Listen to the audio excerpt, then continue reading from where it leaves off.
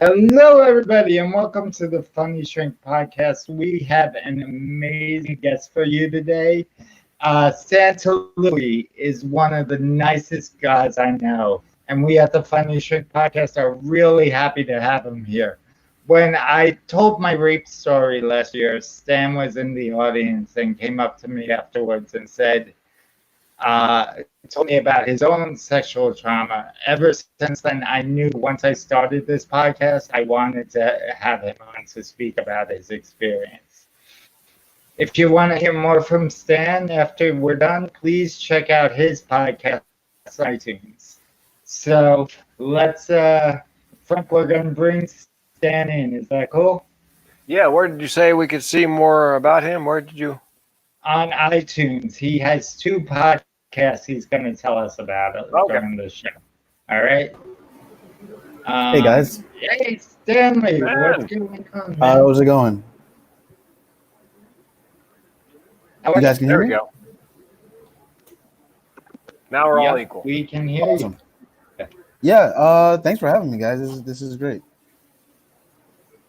Thanks for coming on. We're excited to have you. Yeah. Tell us a little bit about yourself. Well, I mean, I'm a comic from New York. I've been at it about 10 years. Obviously not full time. I've got a day job. Things are, it is what it is. With the pandemic and everything, I haven't really missed a beat much. I haven't been doing as much stand-up, obviously, but I'm still writing. Like I said, like you mentioned, I do have 2 podcasts. That's My Shit podcast is on iTunes. I host and produce it. Just me and my best friend from college. We just talk about some of the things that we're into. Food, comic books, movies, TV, whatever. We're kind of on a hiatus right now because he just had a baby. And the other podcast that I do is called Let's Not Be Trash. I'm a co-host on that with Evan Masternardi, and we kind of just every week we talk about things, ways that men can kind of tackle toxic masculinity, and how we can not be trash. So yeah, we kind of talk about things like that. So those are both available on iTunes and wherever you get podcasts. Mm-hmm. Stan. Yeah. Before I forget. Mm-hmm. And you just triggered something for me. I'm triggered. Oh my God. You mentioned toxic masculinity, and I realized, I don't know if Mike told you this, but I am a co-author with 2 ladies, one psychologist, one therapist, of a book on men's mental health. Mm-hmm. It's an anthology, like Chicken Soup for the Soul, only the stories of men with issues, substance use disorder, bankruptcy, divorce, whatever. A dozen men per book. The idea is because men make up the large majority of suicides in the U.S. every year, pretty much 8 out of 10, and there are very few books on men's mental health. We set out to write 4-volume series. We're still looking for contributors. So if you'd like to be part of the series, sure. I can have the project manager and the psychologist, my friend Sally, send you an email with a packet, how you get involved. Sure, yeah, that'd be great. Okay.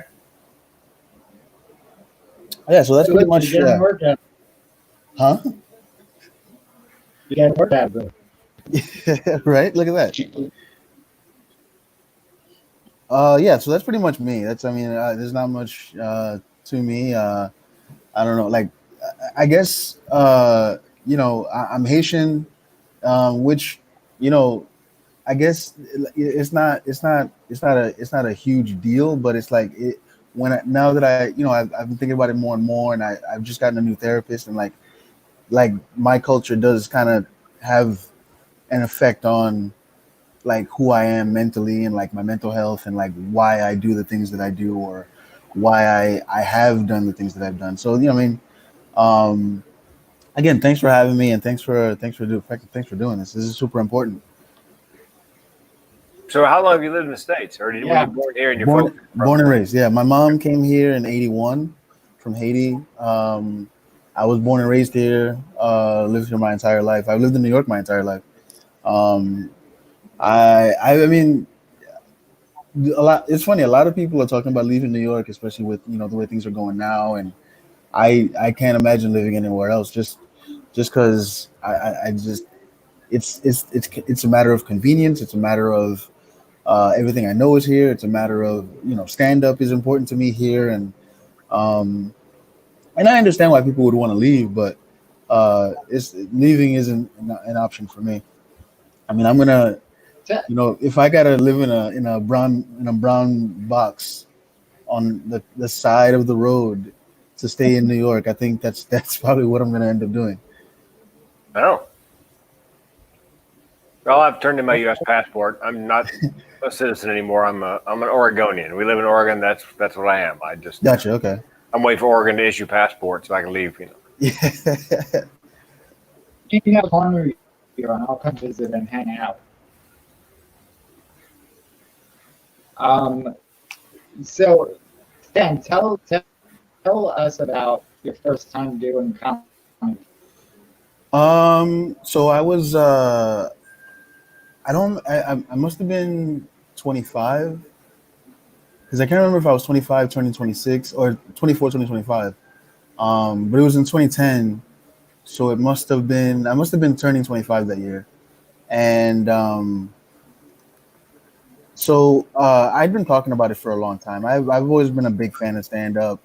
Like really like a student of the game. So when I was in college, I talked about it a lot, and one of my friends I guess she got frustrated, and she was like, "Listen, you keep talking about it, just fucking do it already." So I was like, I didn't want to like not be prepared, so I just started writing one day, and I just like I said, I'm not gonna get up on stage until I have enough material, so that because if I'm gonna bomb for 5 minutes. I'm gonna bomb for the entire 5 minutes. I'm not gonna go up there, do one joke, and bounce. I'm gonna see it through. So I started looking up open mics, and I started looking up, what at the time I was working at the Manhattan Criminal Courthouse. I was working 7 a.m. to 3 p.m. So I was like, all right, I got to find an open mic after work, which is, most of them. So one day I found an open mic on Mondays at Eastville Comedy Club when Eastville was still on East 4th between 2nd and 3rd. New York Comedy Club is now taking over that space, and Eastville moved to Brooklyn. So I went up. It was a $5 open mic. I bought a PBR. I signed up. I got there, and I did my thing, and like I didn't suck, and like I was like, all right, if this went well enough, I'm gonna do it again, and I did it again, and I was hooked. I caught the bug, and I was like, I've never looked back. Like, I don't remember the material honestly. It was probably looking back. There's videos from my first few months, and it's tough to watch because it was bad. You could tell I was a new comic, but um, you know, it was what it was. It was cool, and it went well enough for me to keep going, and here we are 10 years later. Was there anybody in that group of open mic comics that has gone on to greater, fame and fortune?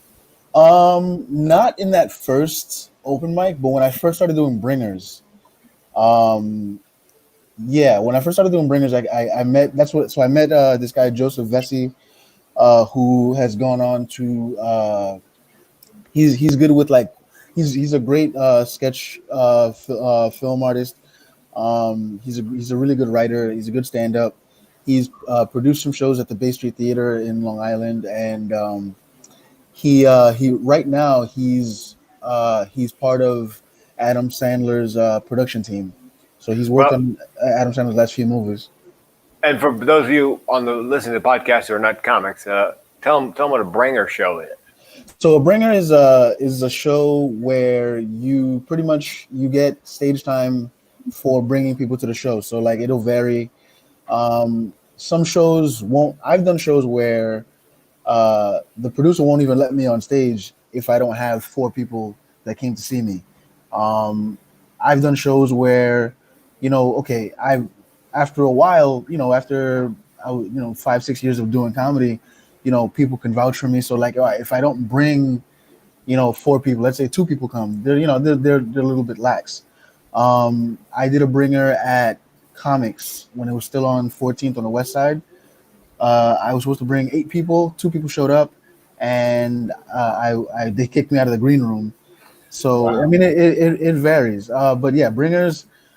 I mean, your first year, yeah, when all your friends haven't seen you do stand up yet, it's cool because they want to see you. They come out, but like at this point in my career, I'm not doing any more bringers unless it's like for something worthwhile. And it's just like, if it's to get a spot at the Comedy Cellar, sure, I'll do the work. I'll do what needs to be done to get people to come out and see me. But like, for the most part, I'm not doing bringers anymore. I have friends of mine that have seen me so often, they know my jokes better than I do. So I'm not doing any more bringers. But like, actually, it's funny. Like when I started doing bringers, like I met guys like Joseph Vesey, I met Chris Rock's youngest brother Jordan, I met Pete Davidson, who's now on Saturday Night Live. So like there were a few guys that I kind of like I met and kind of rolled with. So yeah, there's been a few people that I've been in circles with that I've gone on to do some big things. Cool. So the reason I love you, Sam, is because you are such a cool guy. We met about 2-3 years ago at an open mic I ran. Yeah. And you're the only person I've ever gone to Tompkins Square Park with and done stand up for homeless people. Yeah. That was a good time, man. Like it's funny. Like now with clubs and bars shutting down, there's been a lot of open mics popping up. There's an open mic usually I think every day or every other day, weather permitting, at Washington Square Park. And wow. I went last week thinking, I was like, and I was walking through, I was like, this is basically what me and Mike were doing. We would leave the Delancey and just walk around when it was nice out and like, yeah, tell jokes in front of homeless guys. But yeah, I mean, like meeting the people, like you included, Mike, the people that I met at the Delancey, it was really like an island of misfit toys, because it was kind of like this space where we could kind of talk about whatever we wanted and we could kind of be who we wanted. And a lot of the jokes that I told or heard at the Delancey at this open mic, I couldn't do anywhere else. I couldn't do. It's like, like I'll do shows and people see me without hearing my voice or whatever. They just see a black comic.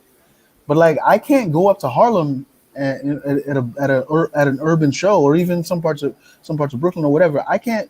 Maybe now that I'm more comfortable with who I am and who I am as a stand-up, but like there was like a few years ago, especially when I had started, like I couldn't go to urban rooms and talk about some of the things that I want to talk about. Like, but like going there and being around Mike and a lot of other people, like I felt really comfortable telling these stories and telling these jokes and not being and not feeling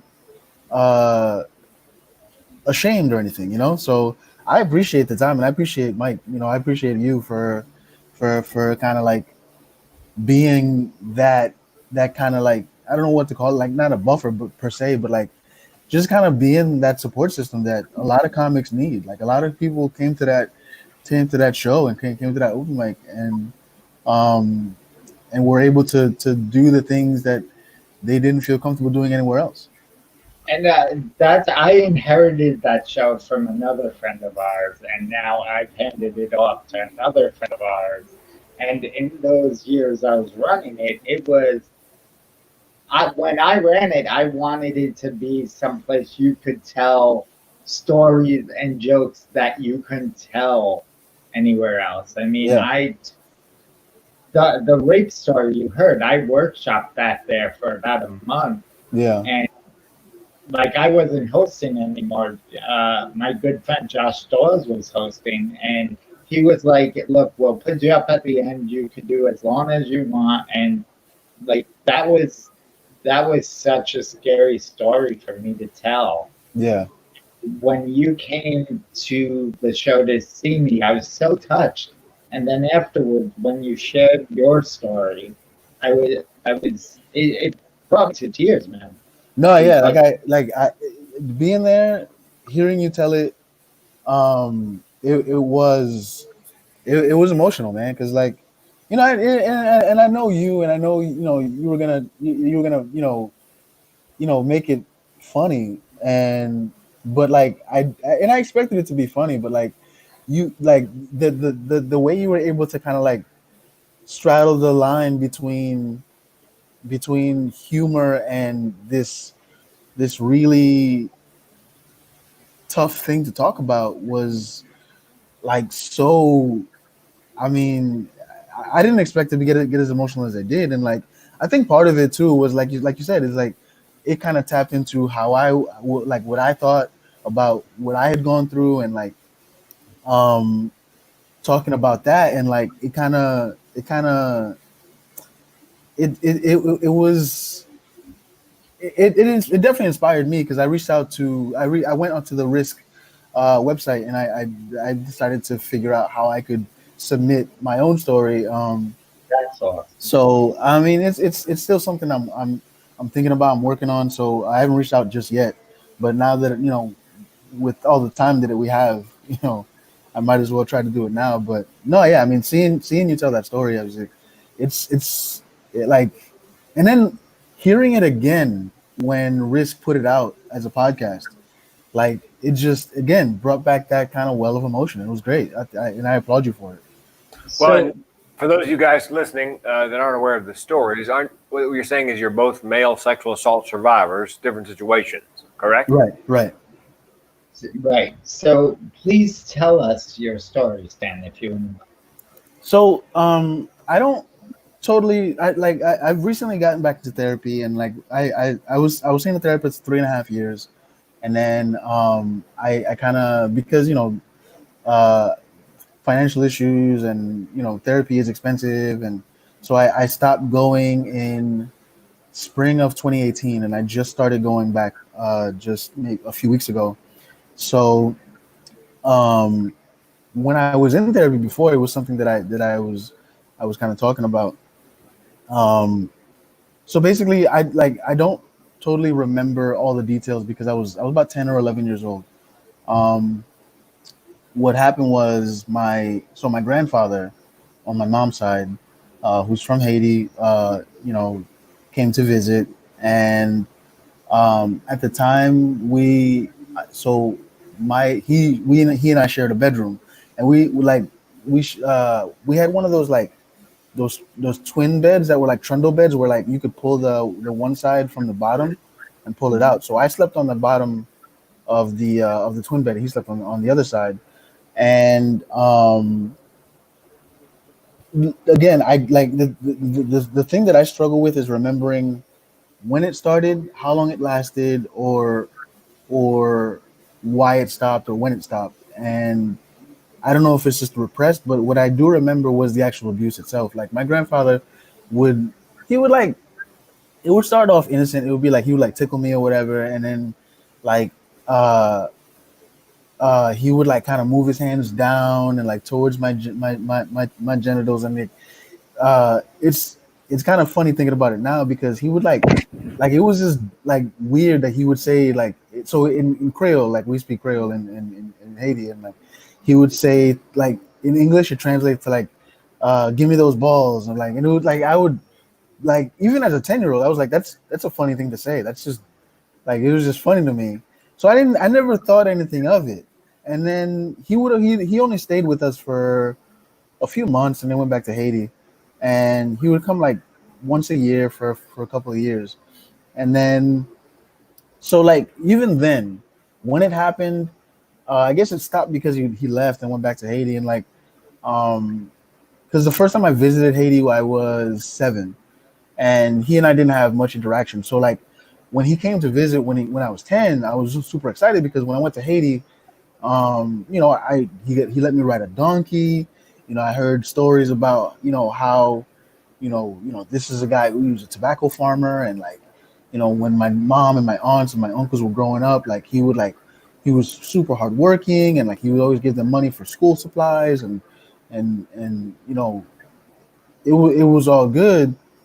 When finally got to meet him, when I went to Haiti, it was cool, and I didn't get a ton of time to interact with him. And even like when I was there, because so we like my family's from like a sort of a poor area in Haiti, and well, not they're all kind of poor areas, but like we're like in the countryside and like sort of like in the north. So being from New York, a lot of people in my grandma's neighborhood would come and watch. Like they would come and look at us. Like they would ask me for stuff. I was 7 years old. I had people asking me for like, you know, gold chains and watches because they assumed I was rich and from New York or whatever. You know, I would send what I had. I'd send like $10 in pennies if I had it. So I remember there was one situation where everybody from my grandma's neighborhood would come and watch, and like she didn't have indoor plumbing. She had like it was like a ceramic tub and like you had to use like a hose to take a bath, and like people would watch. So my grandfather built like this makeshift wall so that we could bathe in the back without being bothered or anything like that. So like I said, I don't remember why anything had stopped except that maybe he just went back to Haiti or whatever. So when I must have been 12 or 13, my aunt, who had been living in Texas after she got married, was moving back to New York with her 2 kids, my 2 cousins, and they were 1 and 2 years old respectively.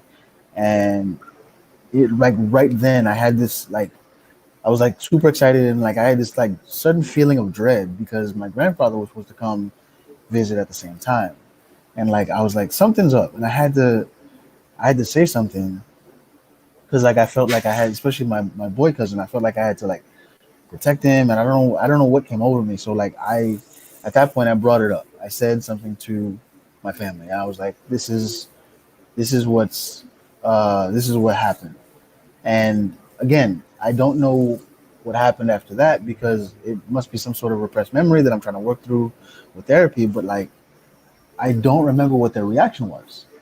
I don't remember if they were angry, the only thing I can remember is like there was this sense like I don't remember who it was. I think it was my aunt, but it was this sense that like they like not that they expected it, but they were like, oh, like here we go again, sort of. They didn't say that, but it was like that's the feeling I got. Like their reaction was almost like, oh, okay, thanks for telling us. Now we know. Almost like it was confirming something that they already knew. But again, it was just something that like I was so young. I was like 13 at that point, 12 or 13, that I just kind of like, again, put it in the back of my mind. So it was never really addressed. Nobody ever really dealt with it. My grandfather didn't really visit after that. He eventually died not long ago, maybe like 6 years ago. Maybe a little bit longer. I can't remember. But so my male cousin Matthew, who I consider a little brother to me, as he grew up, he kind of fell in with a bad crowd, and I guess he must have been like 12, and he started smoking weed, and like we didn't know, like he was just hanging out with neighborhood kids in Long Island, and like he, as far as we knew, he was doing his thing. Like he went to school, he got good grades, super smart. He played like there was a point where after like seventh and eighth grade, he was playing basketball and like he stopped.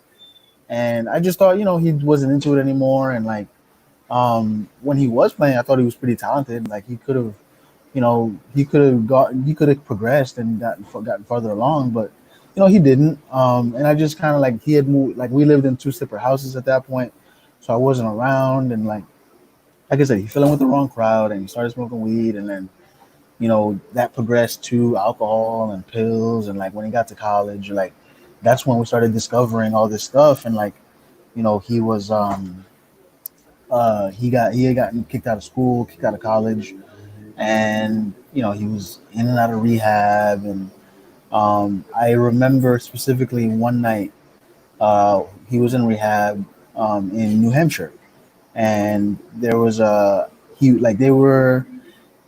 he was done with the rehab. They kicked him. They put him in a halfway house, and he had to pay to live in the halfway house. He couldn't get a job, and they kicked him out and put him in a homeless shelter. And that night, as soon as I found out, I hopped on a bus, and I went to New Hampshire to go get him and bring him back to New York.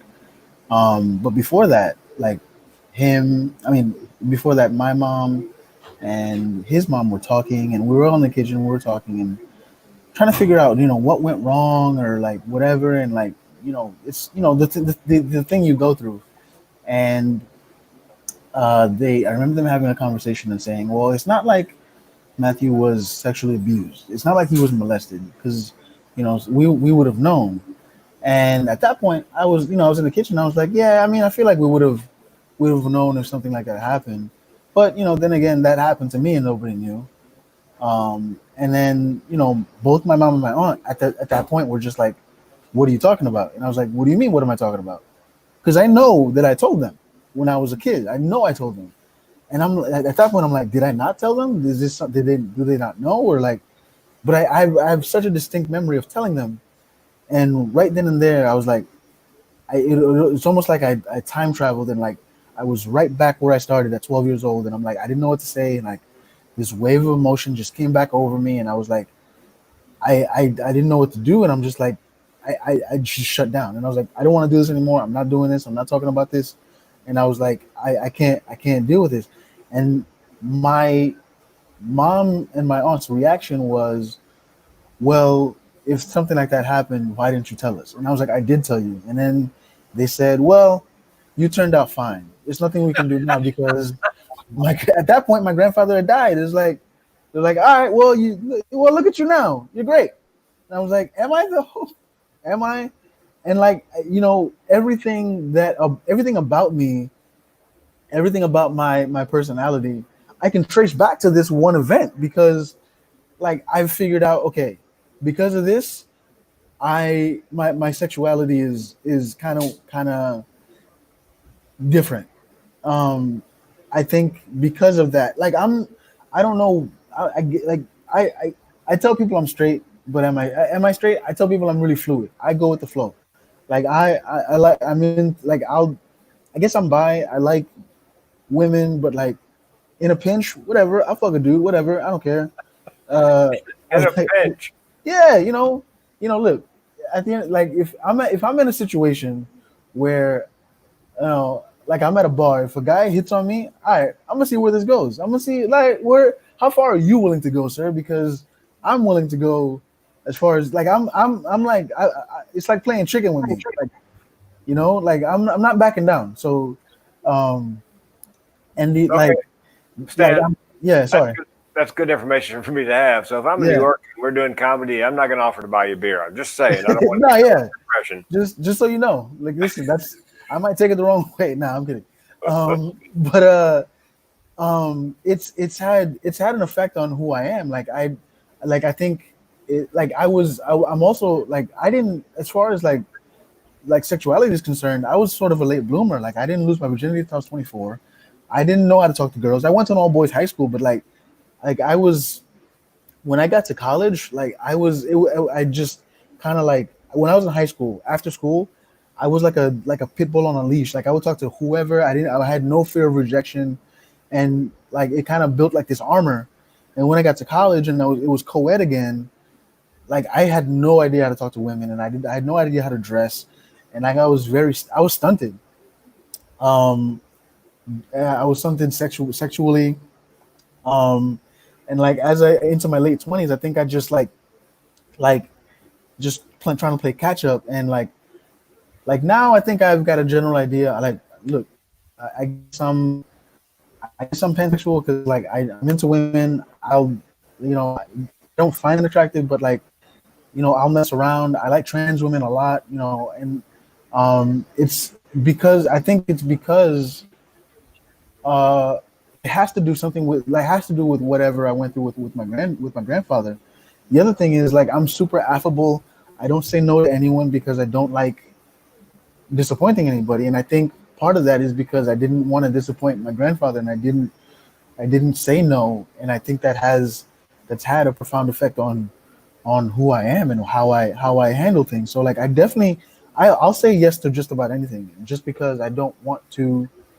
um I don't want to disappoint anybody. I was in an 11-month relationship with a girl that I wasn't really into because I didn't want to disappoint her. I didn't want to break her heart, and I didn't want to say no to her.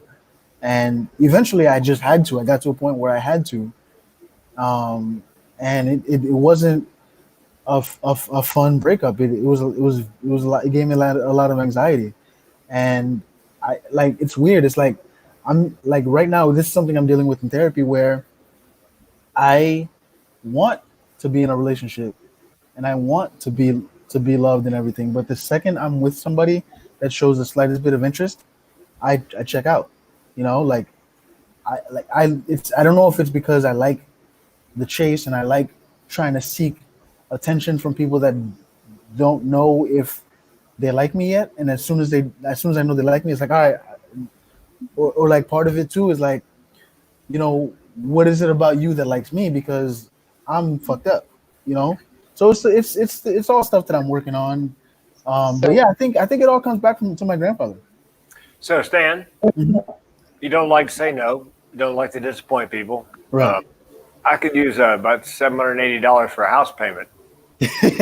Listen, man, if I had it disposable, I'd be like, if you could convince me, I'm that person. Like, if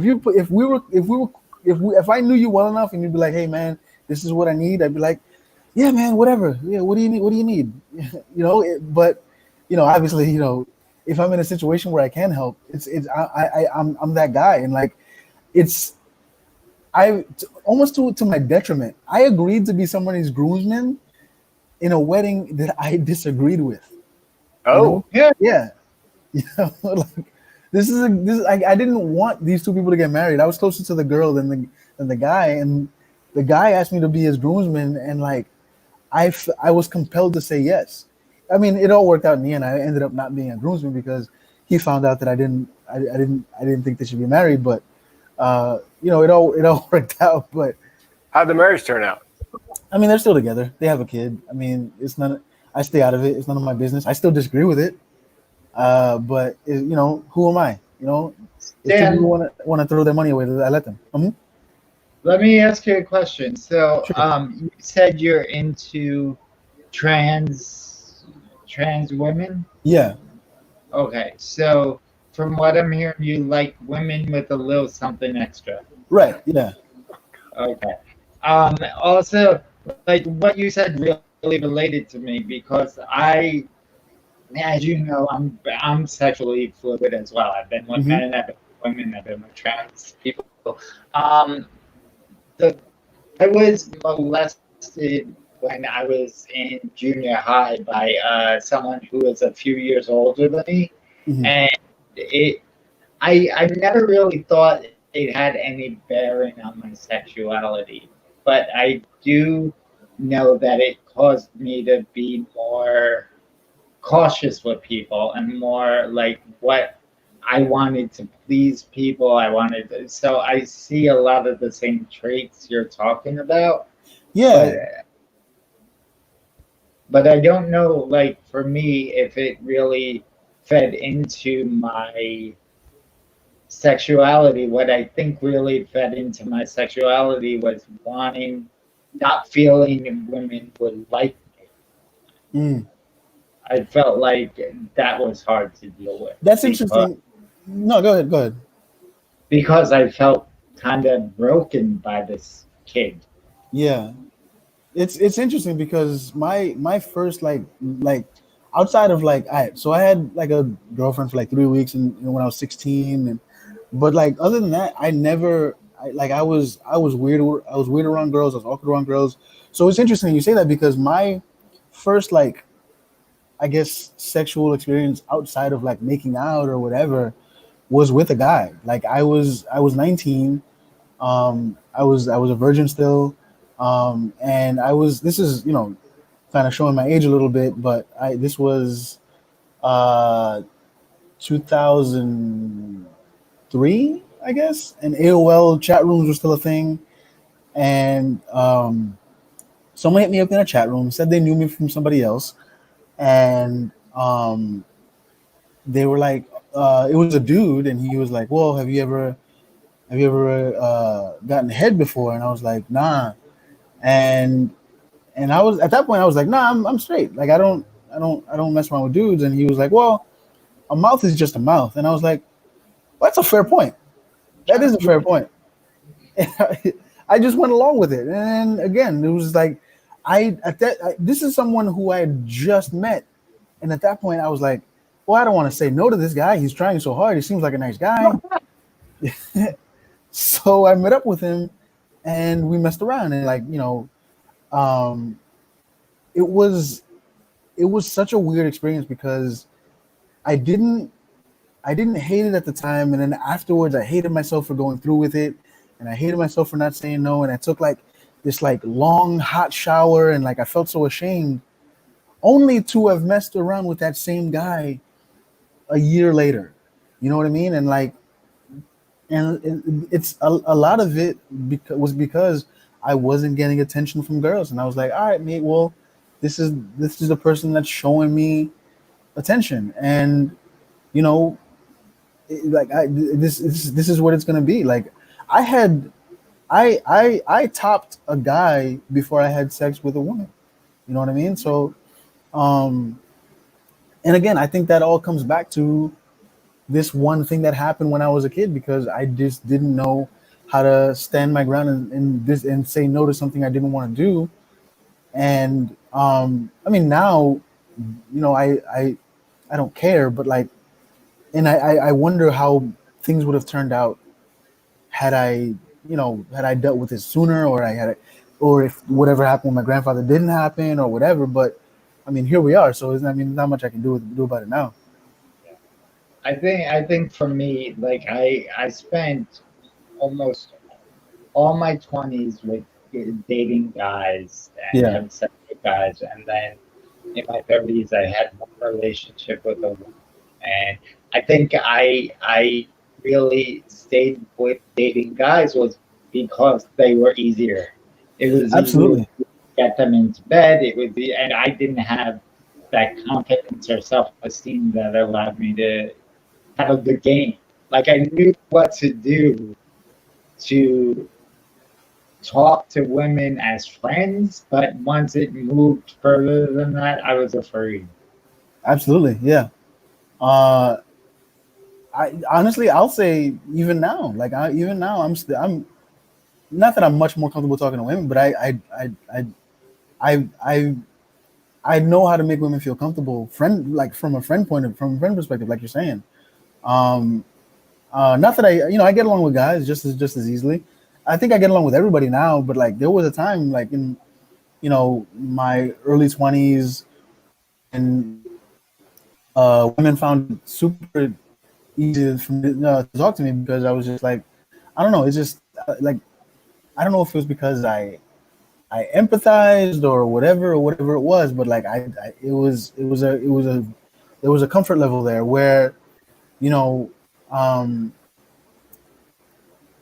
especially when I wasn't trying to date them. When I'm not trying to date a woman, it's so easy for me to talk to them.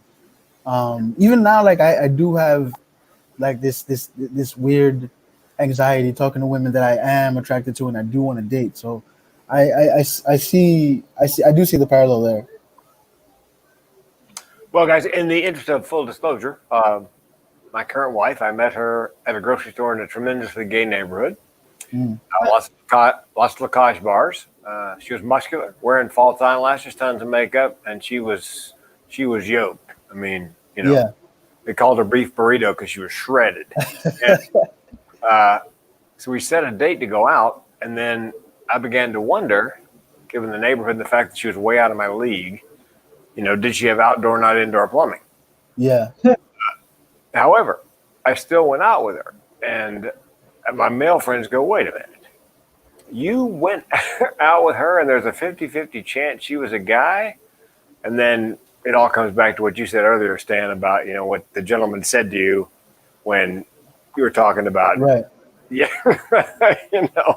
It turned out she was a woman. But I got to tell you, she was so smart and funny and sweet that I would have married her. I couldn't care less what the plumbing was. Now this was in Oregon? No, this is down in California. We were in a little area called Hillcrest, which is the largest concentration of gays outside of San Francisco. Lots of Lacoste bars where they had, like boys will be girls kind of. Yeah, yeah.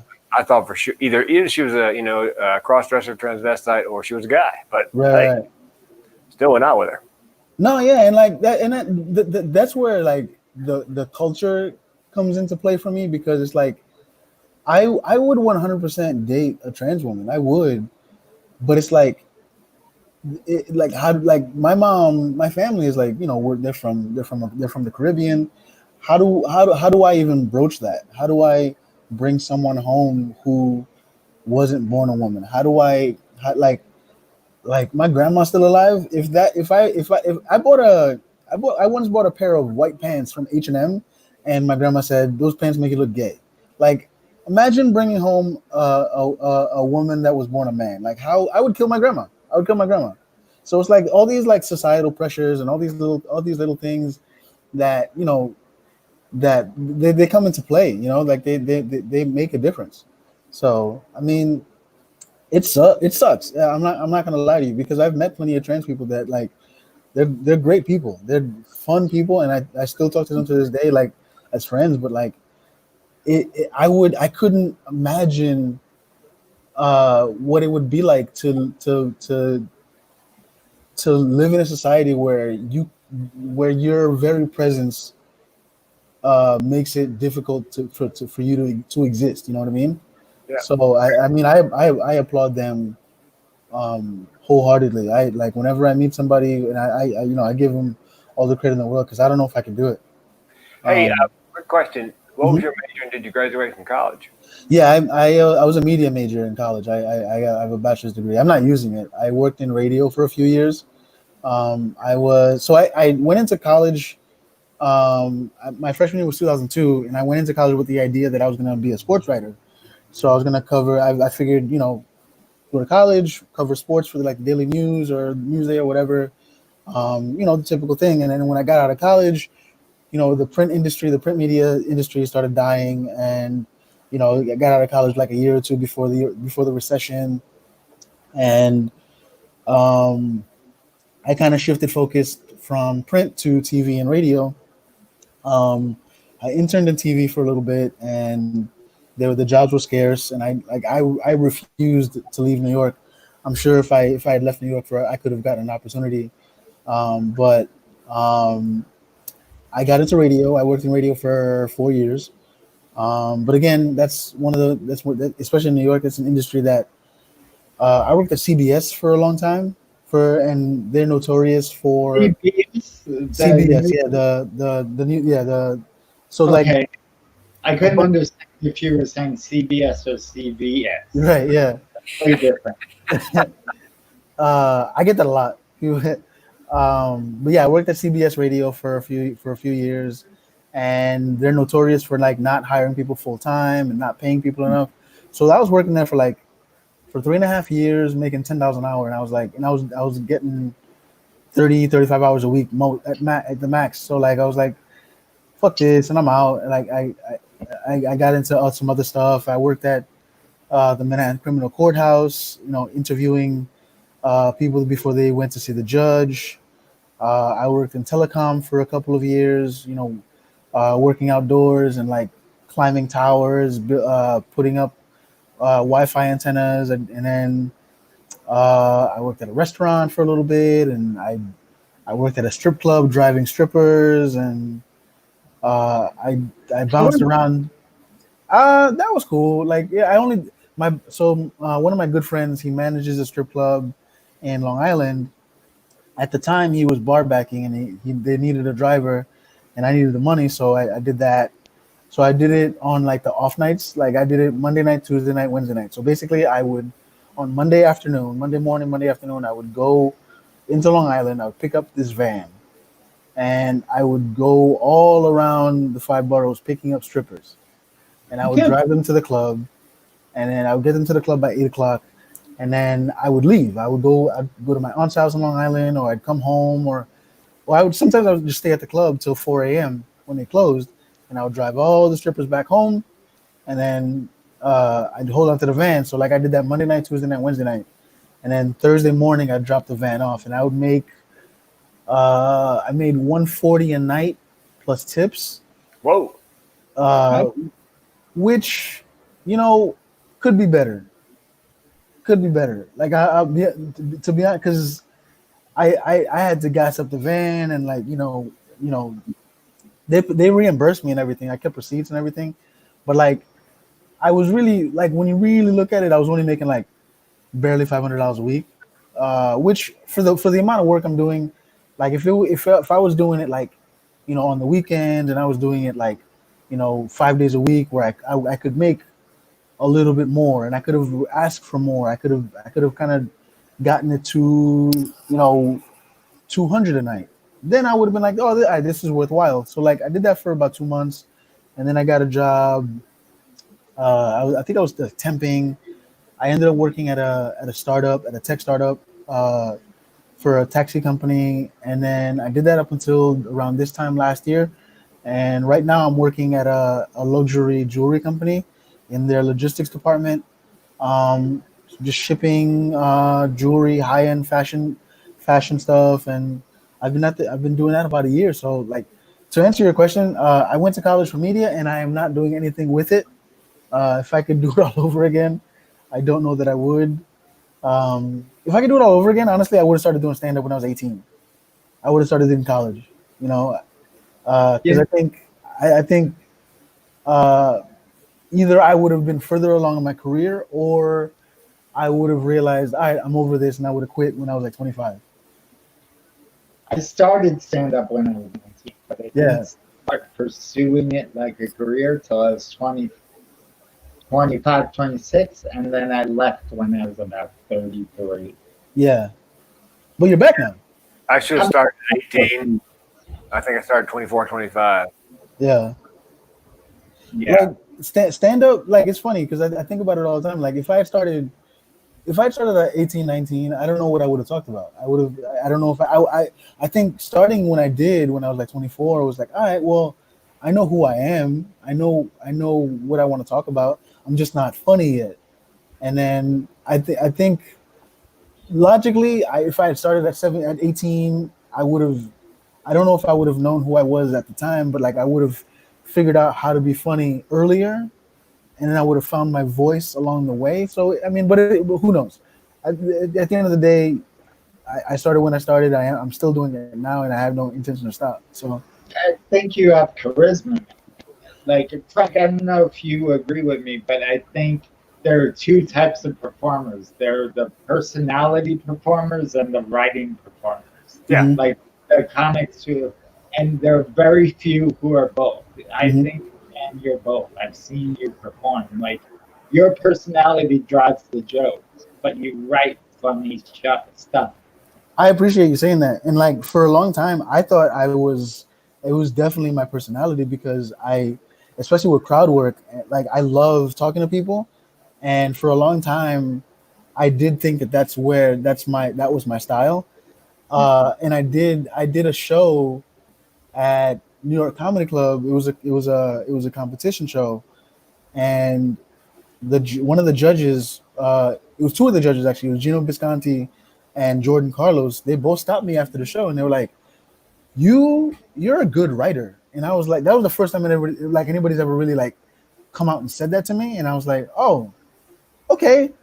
Like if then I was like, all right, this is so like based on just listening to me and like seeing me tell jokes, you can already tell that I'm a good writer, and I appreciated that. So, um, I appreciate you saying that, and like I think I've I've tried real hard to like take the writing part seriously because I know that like whatever I write, I know that I can punch it up and make it funny and like drive the story home on stage, which is like especially with crowd work like that. So I've gotten to this point where people have told me that I come off better as a storyteller, and when people tell me that, I'm like that just means that I'm a good writer that knows how to tell a story. So I like ca- I appreciate you saying that. I Well, came up with I do a lot of crowd work. I'm a good writer, Yeah, but crowd work is really my strong suit. The problem, of course, is you can't go to the Tonight Show and do crowd work. right. Yeah, But I have the house lights halfway up so they can see me. I tell them right up front, look, if you got something to say, just raise your hand. And when I go to the crowd, unlike some comics, I'm looking for something in particular that I've got bits written on. right. So hey, anybody here besides me had heart surgery, and a bunch of hands go up. Well, tell me about it, and I tell my jokes, Right.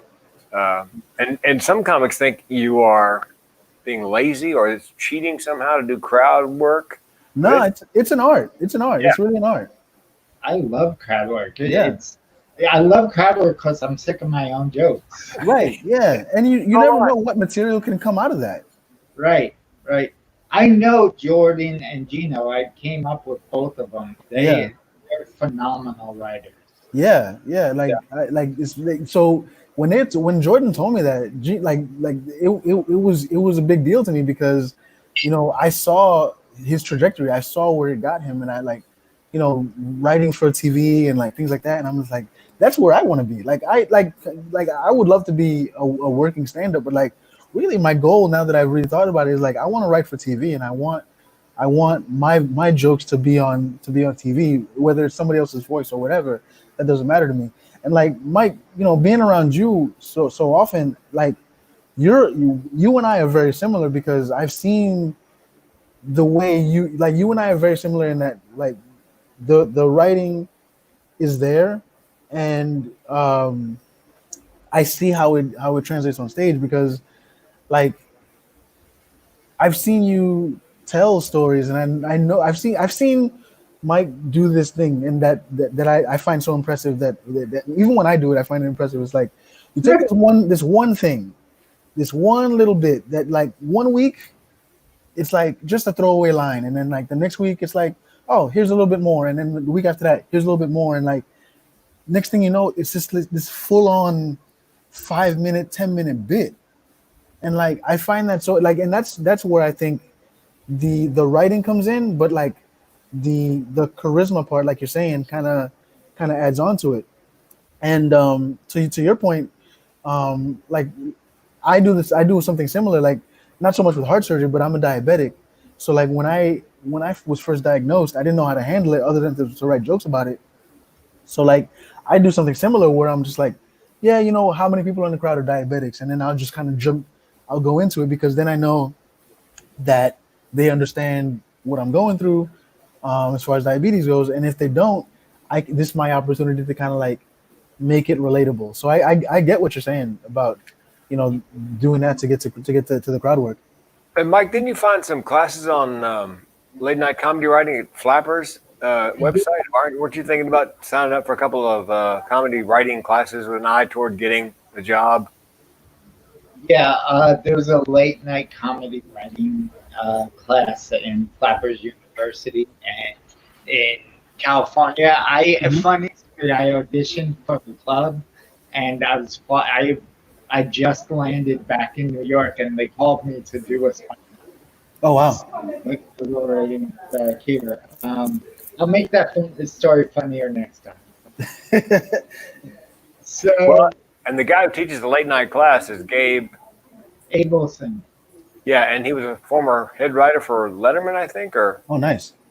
and a friend of mine who wants to be a writer, same basic story, is submitting to Colbert and to John Oliver, and I think Gabe is going to. He knows the head writer at Colbert, so he's going to speak to the head writer about this young woman, so that maybe her packet gets read. That's awesome. That's the thing I'm trying to figure out too, like how to write a packet and like who to submit to and what to submit to, because those kind of jokes, like monologue jokes, I've never really written. But like I have a friend of mine who's also trying to submit for John Oliver, and she sent me like a template of like one of the jokes, like some of the jokes that she's writing, and I watched so much John Oliver that I'm like, this is what you can do, and like okay, and like kind of jumping off of what she already did, I'm like, oh, this is definitely in his voice, and like you can do this and you can add this or whatever, or take this out. So like I kind of have an idea like just how to write for certain shows. Like John Oliver I can write for because I watch enough of it, but that's something I've been trying to do. I actually took 2 classes at UCB. I took sketch writing 101 and sketch writing 201, and I think they shut down the New York school, so I don't know what to do now, but like I figured out my skill set. Like I'm really good at blackout sketches. I'm really good with like heightening and like things like that. So like it's something that I want to keep pursuing. But like that's a whole other animal, man. Like sketch writing and like writing for TV is like that's a hard thing to do. Like I know people like to. It's the fun thing to do to shit on SNL, and I'm as big of an SNL geek as there is. Like I've read all the books. I've never missed an episode. I'm a bit of an apologist. Like even the bad seasons I'll say are good. Like, but like that's the thing people need to realize, that it's not easy to come up with material week after week and make it relevant, make it funny. I think the easy part now is like every week is like it's become such a politicized show, and it's become such like it's like Trump this and Trump that. And I can't wait for this dude to be out of office so that we could, like, they can start writing new jokes, because I'm tired of the Trump stuff. Well, Stan, if you would like me to, I'd connect you with my other. She's a comic, lives with mental illness. We do a podcast called the Suicide Prevention Punchline, and I think she's going to get from her manager a sample packet from all the shows. So I'd be glad to connect you guys by email. Absolutely, yeah, that'd be great. Yeah. Any way that we could kind of like collaborate and move forward, I think is great. Like I said, I love what you guys are doing with this podcast, because I think it's super important, man, to talk about, especially with men. I think I wrote an article and it's on Medium. I can send it to you guys. Yeah, please do. And it's basically everything that I've told you, basically what happened with my grandfather. But like we're like, a lot of us are like from a generation where guys don't talk about their feelings. Guys, like, and I didn't know until you said it that more men commit suicide than anybody else. And like, I'd be lying if I said I didn't contemplate it from time to time, because there's times when I'm just like, it would just be an easier option if I just wasn't around. Like yeah, people would be sad for like a day or two, a week or two, whatever, but like after that it'd be over. But then I don't know, like I just kind of rein it back, and I'm like, all right, no. I just like I spend a lot of time thinking about my own mortality, and like I try to just kind of like pull myself out of that.